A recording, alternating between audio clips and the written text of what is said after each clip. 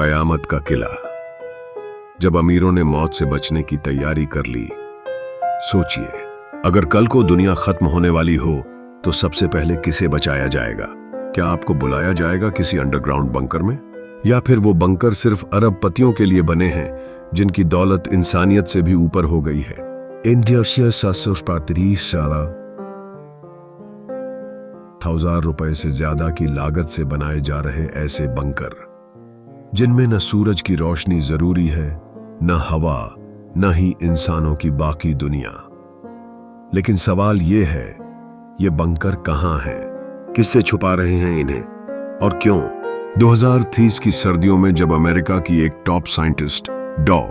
Rebecca Saunders ने एक conference में कहा था, ह्यूमन सिविलाइजेशन अगले 50 साल में या तो पूरी तरह बर्बाद हो जाएगी या सिर्फ अमीर बचेंगे।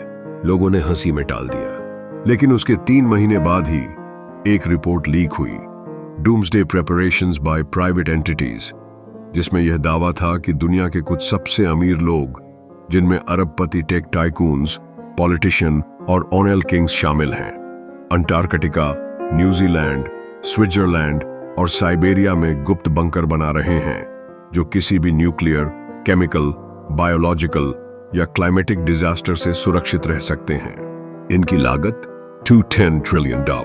हिंदुस्तानी भाषा में कहें तो 1,1000 रुपए। दिल्ली के एक तेज तर्रार लेकिन गुमनाम पत्रकार ऋत्विक शर्मा को एक ईमेल आया था, अगर तुम्हें सच्ची कहानी चाहिए तो आओ 37 5DG and 122 Daguपर नक्शे पर देखना। ये अमेरिका का एक वीरान इलाका है, तुम्हें वहां जो मिलेगा वो दुनिया को हिला देगा। ऋत्विक को यकीन नहीं हुआ, लेकिन उसके जासूसी माइंड ने एक सवाल पूछा, अगर ये मजाक है तो कोऑर्डिनेट्स इतने सटीक क्यों हैं? और वो निकल पड़ा एक मिशन पर जिसके बारे में उसे खुद अंदाजा नहीं था कि उसकी जिंदगी की आखिरी स्टोरी बन सकती है। ऋत्विक ने जिस जगह कदम रखा वहां कोई शहर नहीं था, सिर्फ रेगिस्तान जैसा वीरान इलाका। लेकिन जब उसने ड्रोन उड़ाया तो जमीन में कुछ अजीब सी आकृतियां दिखीं, जैसे किसी ने रेत में एक शहर छुपाया हो। और जब रात हुई, रेत की सतह से कुछ चीजें धीरे धीरे ऊपर उठीं। Air vents, self solar tower और मोशन सेंसर वाली गन टर्रेट्स, यानी वहां कोई है। वो बंकर सिर्फ पनाह गाह नहीं थे, वो एक प्राइवेट सैन्य बेस थे जिसे दुनिया से छुपाकर बनाया गया था।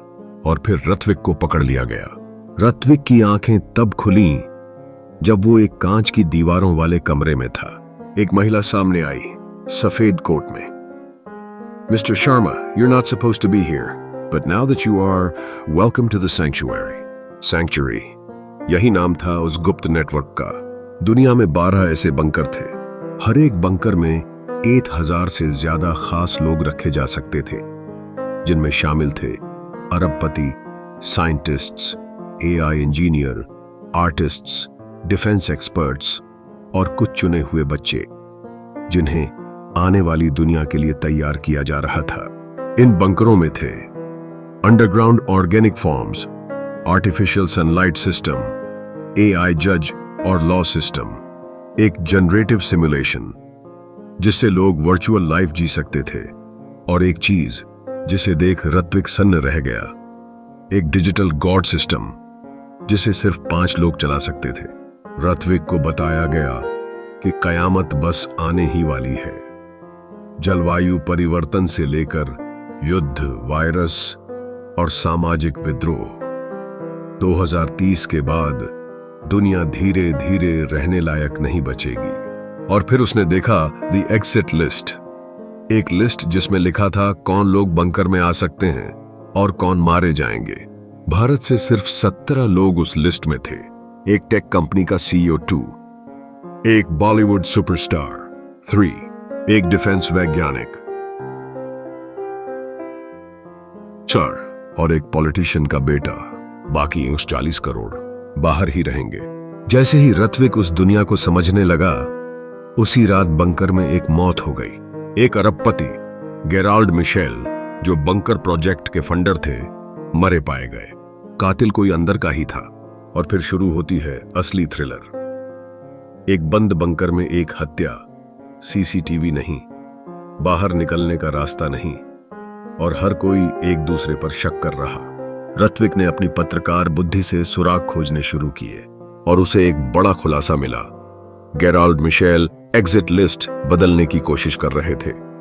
वो चाहते थे कि गरीबों, आम नागरिकों और किसानों को भी इसमें शामिल किया जाए।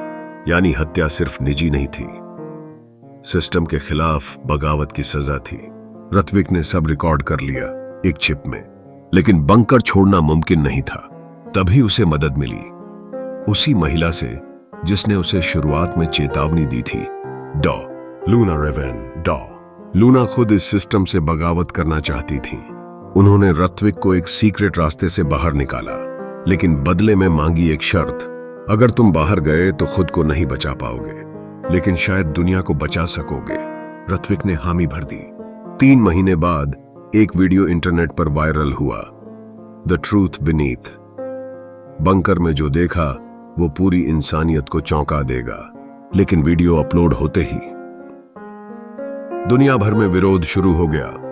सरकारें बयान देने लगीं, लेकिन 24 घंटे में उस वीडियो को इंटरनेट से हटा दिया गया और रत्विक शर्मा लापता हो गया। आज भी वो बंकर काम कर रहे हैं। कहा जाता है न्यूजीलैंड में अब तक 7 बंकर एक्टिव हैं। स्विट्जरलैंड में पूरी एक पहाड़ी खोखली की गई है जहां 20,000 अमीर सुरक्षित रह सकते हैं, और अंटार्कटिका में एक AI ऑपरेटेड बंकर तैयार है जहां इंसानों के बिना भी विकास की मशीन चलेगी।